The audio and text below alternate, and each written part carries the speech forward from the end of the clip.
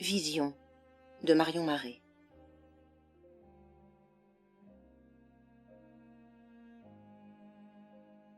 À l'instar du vieux gardien du Metropolitan Museum of Art devant la moue d'une riche galeriste new-yorkaise qui l'interrogeait sur la renommée et l'exposition ultra-médiatisée d'un tableau, somme toute très banal, représentant un petit chien de dos qui marche sur un chemin grimpant vers une forêt, et qui lui répondit d'un simple sourire avant d'entrer dans le tableau pour suivre le petit chien et disparaître dans les sapins, je crois que l'artiste nous invite, non pas à évaluer sa représentation du monde, mais bien plutôt à lui donner vie en nous, à en faire quelque chose.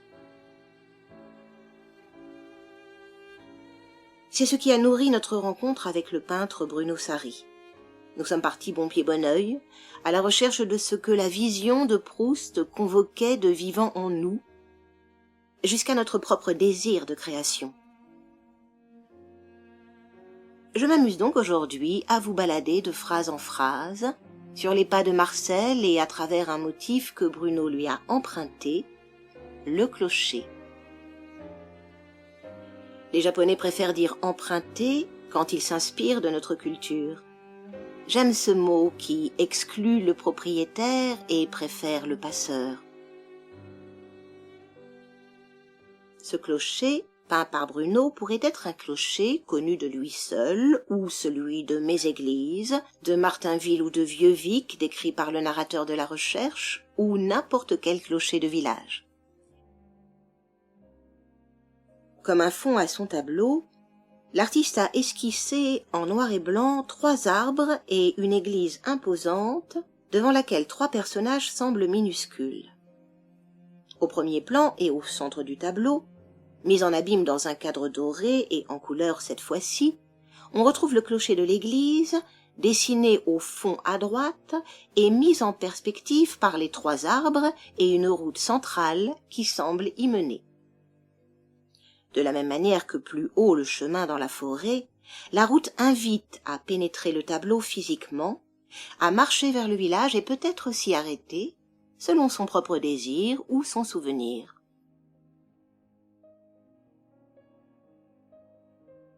L'artiste permet à celui qui regarde le tableau de voir autre chose, qui ne lui appartient déjà plus. Je me disais il y a peu de temps, en descendant la pente d'une montagne de Chartreuse qui abrite depuis 2 ans mon passage au Nouvel An, que l'architecture du clocher était la colonne vertébrale du village, que je ne pouvais l'imaginer sans cette verticalité et que cette image, je la portais physiquement ce matin-là, avec une joie intense baignée d'un soleil puissant et cependant inquiétant pour la saison. À chaque détour du chemin, relevant la tête après avoir évité une pierre ou le nœud d'une racine, je retrouvais ce clocher de Saint-Pierre d'Entremont sur lequel ma propre colonne s'ajustait afin de retrouver l'équilibre. Il y avait 2 points de vue possibles à cet instant.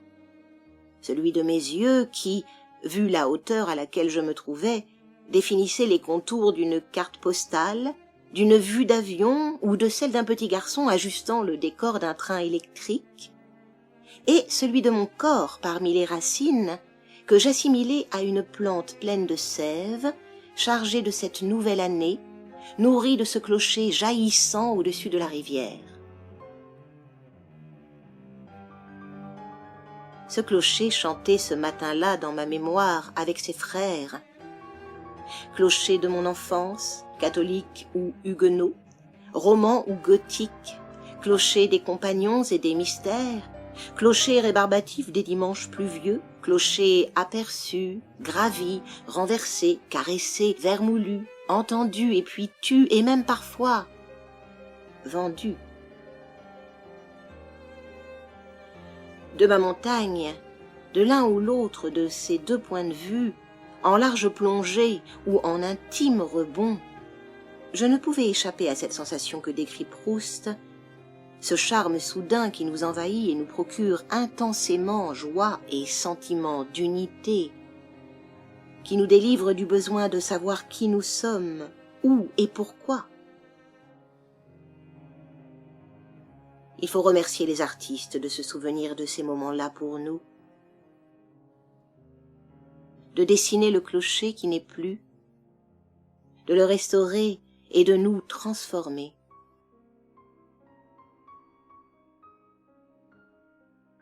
Leur œuvre nous redresse ou nous déséquilibre, selon que nous sommes inattentifs ou pétrifiés. Ainsi, en équilibre fragile sur la crête du vivant, dans le sillage de l'eau ou de l'encre, nous montons dans la barque de l'artiste comme nous descendons la montagne, avec la sensation d'être reliés à une seule et invisible force,